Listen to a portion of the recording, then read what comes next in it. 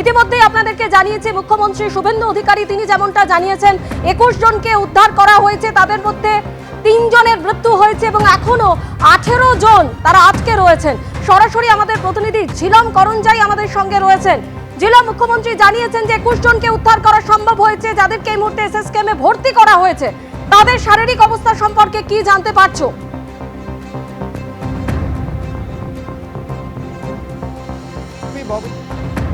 দেখাবো দৃশ্যটা দেখতে পাচ্ছ, আমি রয়েছি ট্রমা সেন্টারে রয়েছি। ট্রমা সেন্টারের ঠিক উল্টো দিকে দেখতে পাচ্ছ দৃশ্য, এই ট্রমা কেয়ার সেন্টার এসএসকেএম হাসপাতালে। আমরা দেখলাম এখন অবধি এখানে 18 জনকে নিয়ে আসা হয়েছে এবং 18 জনের মধ্যে যেটা জানা যাচ্ছে 3 জন ব্রড ডেড হয়েছে এবং 18 জনের মধ্যে 2 জন অত্যন্ত গুরুতর, তাদের শারীরিক অবস্থা, তাদেরকে সিসিইউতে রেখে চিকিৎসা চলছে। অর্থাৎ রেড জোনে 2 জন রয়েছে এবং তাছাড়া বাকি যারা রয়েছেন তাদেরকে ইয়েলো জোনে রাখা হয়েছে, চিকিৎসা চলছে। এবং হাসপাতাল সূত্রে যেটা জানা যাচ্ছে যে মাল্টিডিসিপ্লিনারি ট্রিটমেন্ট টিম করা হয়েছে, যার মধ্যে নিউরোসার্জন রয়েছে, নিউরো মেডিসিনের চিকিৎসক রয়েছেন, সার্জারির চিকিৎসক রয়েছেন, মেডিসিনের চিকিৎসক রয়েছেন, অর্থোপেডিকের চিকিৎসক রয়েছেন এবং এই মাল্টিডিসিপ্লিনারি টিম দিয়ে তাদের চিকিৎসা চালানো হচ্ছে। কিছুক্ষণ আগে আমরা দেখলাম স্বাস্থ্য সচিব এসেছিলেন, স্বাস্থ্য সচিব নারায়ণ স্বরূপ নিগম, তিনি এখানে চিকিৎসা ব্যবস্থা কীরকম হচ্ছে সেটা তদারকি করে যান এবং তিনি জানান যে বিভিন্ন বিভাগের চিকিৎসকদের নিয়ে দ্রুত চিকিৎসা করার বন্দোবস্ত করা হচ্ছে। এবং একই সঙ্গে তোমাকে জানিয়ে রাখবো যে এই মুহূর্তে এখানে যারা যারা ভর্তি আছে তাদের যে চোটের পরিস্থিতি, হাসপাতাল সূত্রে যেটা জানা যাচ্ছে কারোর মাথায় চোট লেগেছে, বিভিন্ন অংশের হাড় ভেঙে গেছে, একজনের ক্ষেত্রে মুখের হাড় ভেঙেছে, নাক মুখে চোট লেগেছে, কারোর ক্ষেত্রে শরীরের ভেতর রক্তক্ষরণ হচ্ছে এবং হাড় ভাঙা, রক্তক্ষরণ, অভ্যন্তরীণ রক্তক্ষরণ, এই সমস্যা রয়েছে এবং তার চিকিৎসা চলছে। এবং চিকিৎসকদের তরফ থেকে হাসপাতালের তরফে যেটা বলা হচ্ছে যে সমস্ত রকমের চিকিৎসা চালানো হচ্ছে, যাতে মাল্টিডিসিপ্লিনারি চিকিৎসায় যা যা দরকার সেই সাপোর্ট দেওয়া হচ্ছে। এবং কিছুক্ষণ আগেও যেটা আমরা দেখলাম যে স্বাস্থ্য সচিব তিনি এসছেন এবং সামনে যে দৃশ্য দেখতে পাচ্ছ এখানে কড়া নিরাপত্তা রয়েছে এবং কোনোভাবে যাদেরকে উদ্ধার করা হচ্ছে যাতে দ্রুততার সঙ্গে ট্রমা কেয়ার সেন্টারে নিয়ে চিকিৎসা শুরু করা যায় সেই প্রস্তুতি রাখা হয়েছে এবং একই সঙ্গে নিরাপত্তা এবং এইখানে যাতে যানবাহন চলাচল কোনোভাবে প্রতিহত না হয়, অন্য রোগীদের যাতে শারীরিক সমস্যার পরিস্থিতি না হয় সেইটা দেখা হচ্ছে। তবে এটাও জানা যাচ্ছে যে মুখ্যমন্ত্রী আসতে পারেন এরকম একটা বিষয় শোনা গিয়েছিল, তবে নিশ্চয়তা নেই। তবে নিরাপত্তার বিষয়টা এবং পুলিশের যে বড় কর্তা তারা রয়েছেন, পদস্থ কর্তা ডিসি রয়েছেন এবং একটু আগেও আমরা দেখলাম যে এসএসকেএমের ডিরেক্টর তিনিও রয়েছেন, ভাইস প্রিন্সিপাল তারাও রয়েছেন এই ট্রমা কেয়ার সেন্টারে, চিকিৎসার তদারকি তারা করছেন। তবে মোটের ওপর যারা ভর্তি আছেন 2 জন গুরুতর আহত, তাদেরকে সিসিইউতে রেখে চিকিৎসা চালানো হচ্ছে, তেমনটাই হাসপাতাল সূত্রে জানা যাচ্ছে। একেবারে এখনো পর্যন্ত হাসপাতাল সূত্রে যেটা খবর পাওয়া যাচ্ছে 18 জনকে নিয়ে আসা হয়েছিল এবং যাদের মধ্যে 3 জনের মৃত্যু হয়েছে, বেশ কয়েকজনের আঘাত গুরুতর অর্থাৎ আশঙ্কাজনক অবস্থা বলেও জানা যাচ্ছে। যে ছবি এই মুহূর্তে দেখতে পাচ্ছেন মুখ্যমন্ত্রীর পোস্ট করা, এই হচ্ছে সেই ভিডিও যে ভয়ঙ্কর বিপর্যয় ঘটে গিয়েছে তারাতলায়, যে দুর্ঘটনা এখনো পর্যন্ত 3 জনের মৃত্যুর খবর রয়েছে। মুখ্যমন্ত্রীর পোস্ট করা ভিডিও রেখেছি আপনাদের সামনে। ব্রেস্ট ব্রিজের কাছে হুড়মুড়িয়ে ভেঙে পড়েছে নির্মীয়মান গোডাউনের ছাদ। বেলা 12টা নাগাদ এই বিপর্যয় ঘটে।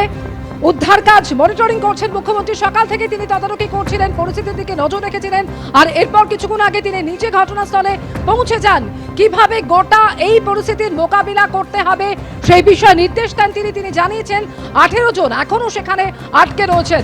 সরাসরি কথা বলবো সন্দীপ সরকার ঘটনাস্থল থেকে আমাদের সঙ্গে রয়েছেন।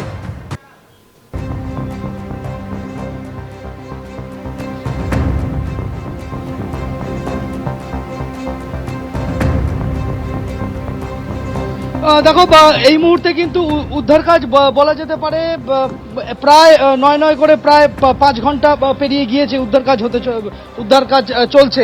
এখনো পর্যন্ত 21 জনকে উদ্ধার করা হয়েছে। অনেকে আটকা পড়ে রয়েছেন, তাদের কাছে পৌঁছানোর চেষ্টা চলছে। তারা বেঁচে আছেন, থাকলে কি অবস্থায় আছেন এখনো পর্যন্ত জানা যাচ্ছে না।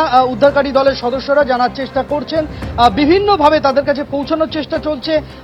এখানে আমরা দেখতে পেয়েছি যে অক্সিজেনের সরবরাহ বজায় রাখার জন্য ব্যবস্থা করার সেই প্রক্রিয়া শুরু করেছেন তারা, যাতে নিচের দিকে অক্সিজেনের কোনো ঘাটতি তৈরি না হয় সেই বিষয়টা দেখা হচ্ছে। উদ্ধারকারী দল যাতে ভেতরে নামতে পারেন তার জন্য কংক্রিটের ঢালাই ভাঙা হচ্ছে, সেই ভেঙে উদ্ধারকারীরা সেখানে পৌঁছানোর চেষ্টা করছেন।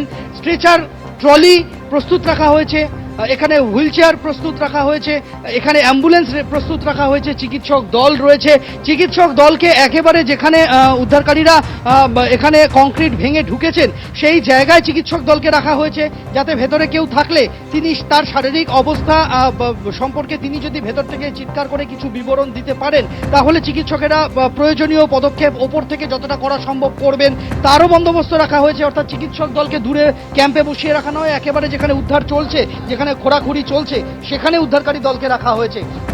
তদারকের দায়িত্বে মুখ্যমন্ত্রী এই মুহূর্তে এখানে আমরা দেখতে পাচ্ছি রাজ্যের রাজ্যের 3 মন্ত্রীকে আমরা এখানে দেখতে পাচ্ছি, তারা এখানে বসে রয়েছেন।